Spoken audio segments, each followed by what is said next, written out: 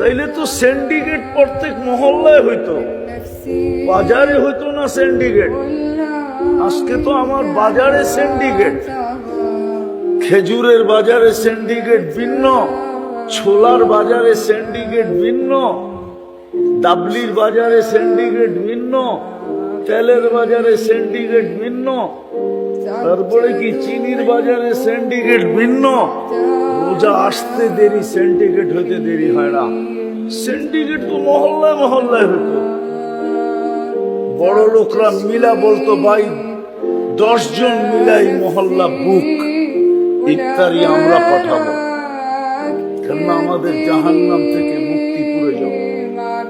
এক টোপ পানি দিয়ে যদি মুক্তি পাওয়া যায়, অথচ আজান যখন হবে এই উত্তরানা সারা বাংলাদেশের যত রোড আছে, হাজারো মানুষ হাফায়া হাফায়া দৌড়াইতে থাকে।